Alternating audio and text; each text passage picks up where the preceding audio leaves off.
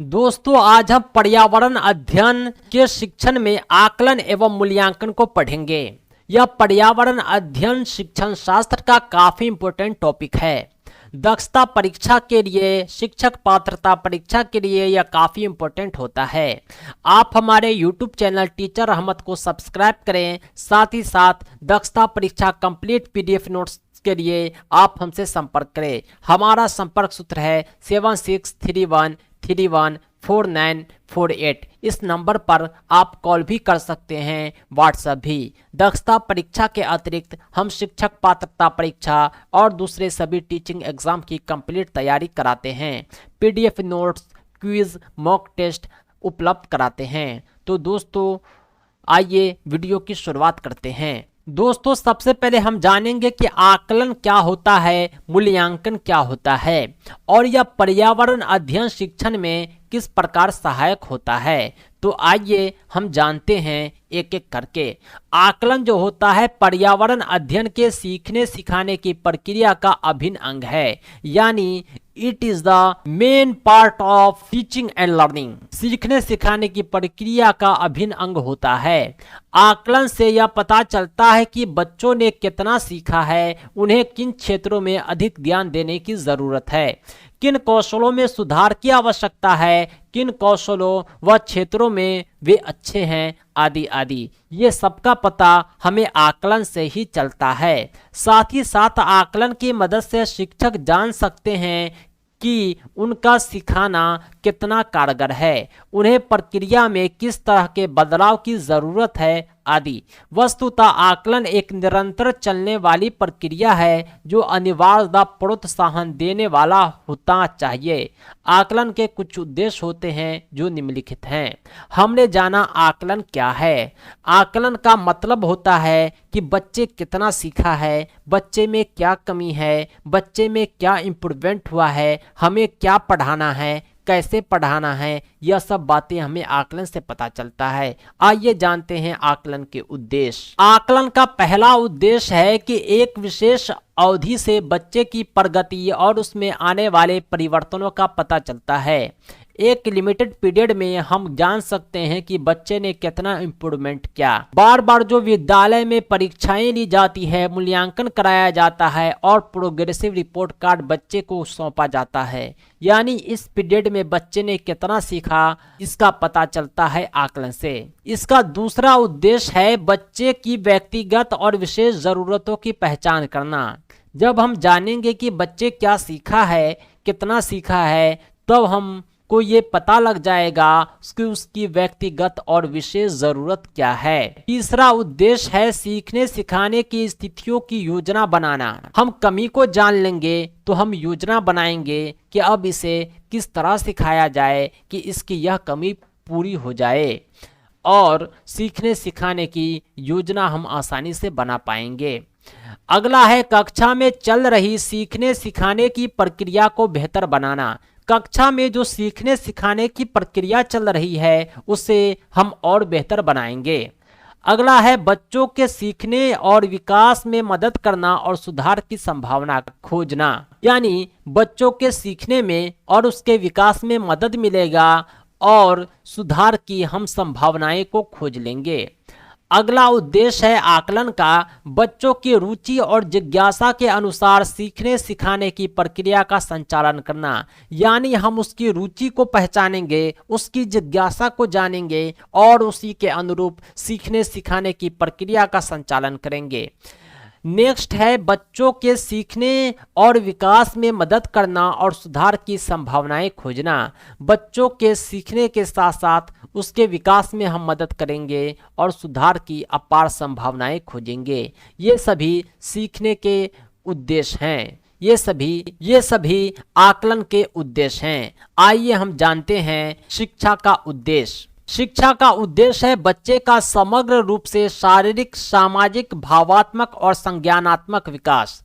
क्योंकि शिक्षा में केवल शारीरिक संज्ञानात्मक सम्मिलित नहीं होता, बल्कि हर तरह का विकास इंक्लूड होता है।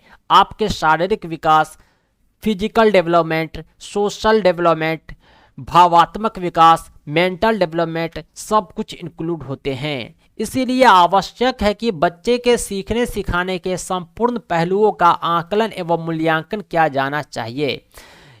हमें केवल एक ही तरफ मूल्यांकन नहीं करना है, बल्कि हर पहलुओं को देखना है ताकि बच्चे आसानी से सीख सके। यही वजह है कि हम आकलन के 4 मूलभूत तरीकों का उपयोग करते हैं। आइए वह जानते हैं कि आकलन के 4 मूलभूत तरीके कौन कौन से हैं। आकलन के 4 मूलभूत तरीके हैं: व्यक्तिगत आकलन, सामूहिक आकलन, स्व आकलन, सहपाठियों द्वारा आकलन। व्यक्तिगत आकलन क्या होता है, सामूहिक आकलन क्या होता है, स्व आकलन क्या होता है, सहपाठी द्वारा आकलन क्या होता है, आइए हम विस्तार से जानते हैं। व्यक्तिगत आकलन यानी पर्सनल इवैल्यूएशन, एक बच्चे को केंद्र में रखते हुए आकलन करना।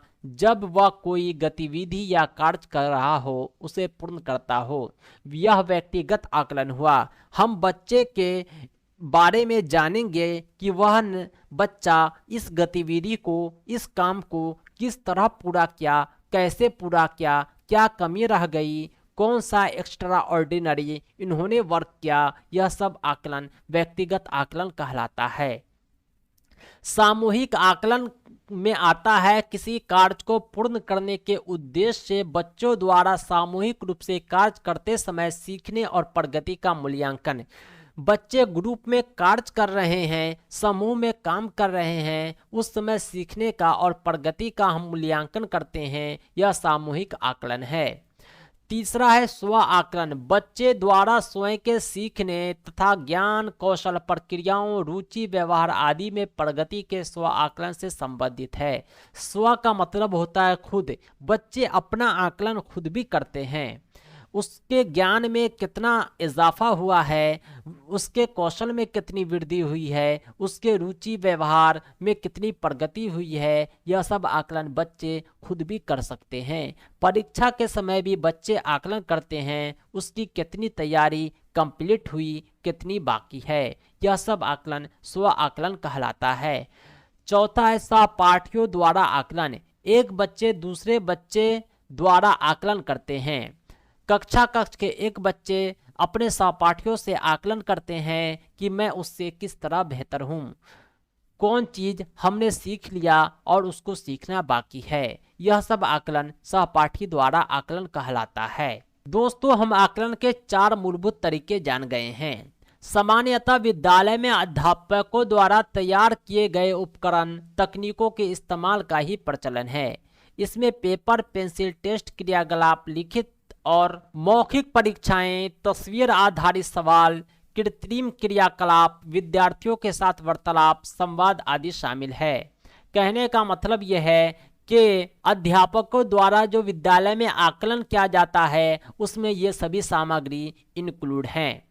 वस्तुतः बच्चों के विकास के भिन्न भिन्न क्षेत्रों में बच्चों की प्रगति और अधिगम के बारे में सूचनाएं और प्रमाण जुटाने के लिए आकलन का कोई एक उपकरण या विधि अपने आप में पर्याप्त नहीं है, क्योंकि आकलन जो होता है वह किसी एक क्षेत्र में ही आप करेंगे या एक से अधिक क्षेत्र में करेंगे, फिर भी कुछ क्षेत्र छूट जाएगा, क्योंकि हम भिन्न भिन्न क्षेत्रों में प्रगति और अधिगम के बारे में सूचनाएं एवं प्रमाण जुटाने के लिए किसी एक उपकरण या विधि का प्रयोग पर्याप्त नहीं होता है। अतः विद्यार्थियों का अवलोकन करके, उन्हें सुनकर, उनके अभिभावक दोस्तों एवं दूसरे अध्यापकों के साथ उनके बारे में अनौपचारिक तरीके से चर्चा करके उन्हें के लिखित कार्य, कक्षा का कार्य हो चाहे होमवर्क हो, दिए गए लेख उनके स्व आकलन के आधार पर उनके सीखने के बारे में बहुत कुछ समझा जा सकता है। यानी बच्चे में कितना इम्प्रूवमेंट हुआ है इसका आकलन हम अलग अलग तरीके से कर सकते हैं। विद्यालय में सामान्यतः आकलन और मूल्यांकन संबंधी सूचनाओं जानकारियों को रिपोर्ट कार्ड पर दर्ज किया जाता है। एक प्रोग्रेसिव रिपोर्ट कार्ड एग्जाम के बाद दिया जाता है जिसमें आकलन के परिणाम अंकित होते हैं। लेकिन इन सूचनाओं जानकारियों को दर्ज करने हेतु बच्चे की प्रोफाइल, पोर्टफोलियो, डायरी का प्रयोग करना भी महत्वपूर्ण है। हम उसके पोर्टफोलियो को देखेंगे, उसके प्रोफाइल को देखेंगे, उसकी डायरी को देखेंगे, उसकी जीवनी को देखेंगे। केवल जो 2 घंटे की परीक्षा से हम उसका प्रोग्रेसिव रिपोर्ट कार्ड तैयार नहीं कर सकते। इसमें बच्चों से संबंधित अवलोकन के रिकॉर्ड, किसी कार्यकलाप या प्राप्त कार्य में बच्चों के प्रदर्शन पर टिप्पणियां, उनके व्यवहार, दूसरे बच्चों के व्यवहार से जुड़ी घटनाएं आदि शामिल हो सकती है।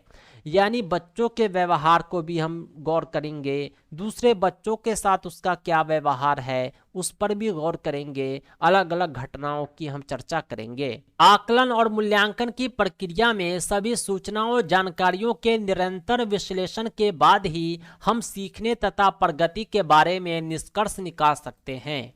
पुनः निष्कर्षों को संबंधित हितधारकों के साथ साझा करने में सुविधा होगी। इसमें आवश्यक प्रतिपुष्टियों को शामिल करते हुए भविष्य की सीखने सिखाने की रणनीति बनाने में मदद मिलेगी। वस्तुतः आकलन व मूल्यांकन के आधार पर प्राप्त सूचनाएं प्रतिपुष्ट न केवल बच्चों की प्रगति और विकास के दृष्टिकोण से महत्वपूर्ण है, बल्कि शिक्षण अधिगम प्रक्रिया और कक्षा कक्ष संगठन के दृष्टिकोण से भी महत्वपूर्ण है। आप समझ गए होंगे कि आकलन और मूल्यांकन कितना इम्पोर्टेंट है। यह केवल बच्चों के लिए नहीं बल्कि शिक्षक के लिए भी, शिक्षण अधिगम के लिए भी, कक्षा कक्ष के लिए भी महत्वपूर्ण होता है। दोस्तों, अभी हमने पढ़ा है पर्यावरण अध्ययन शिक्षण के क्षेत्र में आकलन और मूल्यांकन। आइए इस टॉपिक से कुछ प्रश्न हैं, हम इसे सॉल्व करते हैं। पहला प्रश्न है, पर्यावरण अध्ययन के संदर्भ में विद्यार्थियों के आकलन का उद्देश्य होना चाहिए। पर्यावरण अध्ययन के संदर्भ में विद्यार्थियों के आकलन का क्या उद्देश्य होना चाहिए? बच्चों की कमियों का पता लगाना, बच्चों के माता पिता का पता लगाना, बच्चों के सीखने और विकास में मदद करना, बच्चों के आर्थिक स्थिति का पता लगाना। विद्यार्थियों के आकलन का उद्देश्य होता है बच्चों के सीखने और विकास में मदद करना।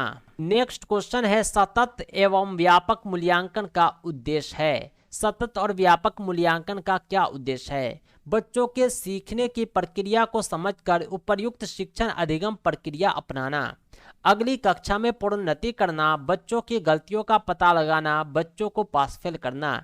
ये तीनों जो है सतत और व्यापक मूल्यांकन का उद्देश्य नहीं है। सतत और व्यापक मूल्यांकन का उद्देश्य होता है बच्चों के सीखने की प्रक्रिया को समझना और समझकर उपयुक्त शिक्षण अधिगम प्रक्रिया अपनाना। नेक्स्ट क्वेश्चन है, आकलन। आकलन क्या है? आकलन केवल यह बताता है कि बच्चे ने क्या नहीं सीखा। सीखने सिखाने की प्रक्रिया का अभिन्न अंग है। पाठ समाप्ति पर क्या जाता है? मूल्यतः शिक्षक केंद्रित होता है। कक्षा की शुरुआत में ही मैंने आपको कहा था कि आकलन जो होता है सीखने सिखाने की प्रक्रिया का अभिन्न अंग होता है, मेन पार्ट होता है। अगला सवाल है, आकलन के माध्यम से हम जान पाते हैं क्या? छात्र के ज्ञान के संदर्भ में, छात्र की रुचियों एवं आवश्यकता के संदर्भ में, छात्र के प्रदर्शन के संबंध में। आकलन के माध्यम से हम उपयुक्त सब कुछ जानते हैं। छात्र के हर चीज को हम जान लेते हैं। सही जवाब हो जाएगा ऑप्शन 4। नेक्स्ट क्वेश्चन है, सतत एवं व्यापक मूल्यांकन की प्रक्रिया में सूचना के स्रोत हो सकते हैं केवल माता पिता अथवा अभिभावक, केवल बच्चे एवं उनके मित्र, केवल अध्यापक, उपयुक्त वर्णित सभी लोग। सतत एवं मूल्यांकन की प्रक्रिया में सूचना के स्रोत उपयुक्त सभी लोग होंगे। सही जवाब ऑप्शन 4। अगला सवाल है, सूचना दर्ज करने की प्रक्रिया में किस पहलू को शामिल अवश्य किया जाना चाहिए? बच्चों की योग्यता एवं कार्य करने संबंधित पहले के अनुभव को, बच्चे के कार्यकलाप अथवा प्रदर्शन का गुणात्मक उल्लेख, बच्चों के पूर्व के परीक्षा फल का परिणाम, बच्चों की सामाजिक पृष्ठभूमि। सही जवाब हो जाएगा बच्चों के कार्यकलाप अथवा प्रदर्शन का गुणात्मक उल्लेख। अगला सवाल है, आकलन संबंधी सूचनाओं का इस्तेमाल क्यों किया जाना चाहिए? आकलन संबंधी सूचनाओं का इस्तेमाल इसलिए करते हैं ताकि हम विद्यार्थी की रुचियों को, उसकी आवश्यकताओं को पहचान कर शिक्षण अधिगम करें। दोस्तों, ये थे कुछ क्वेश्चन जो पर्यावरण अध्ययन की कक्षा में आकलन और मूल्यांकन से संबंधित थे। दोस्तों, नेक्स्ट वीडियो में हम अगला टॉपिक डिस्कस करेंगे। अब तक के लिए इतना ही। आप इस वीडियो को लाइक करें और दोस्तों में ज़रूर साझा करें। और दक्षता परीक्षा का PDF नोट्स चाहते हैं तो हमसे ज़रूर संपर्क करें। हमारा संपर्क सूत्र है 7631314948। इस नंबर पर आप कॉल भी कर सकते हैं, व्हाट्सएप भी। हम आपको complete PDF notes, quiz, mock test के माध्यम से परीक्षा तक तैयारी कराएंगे।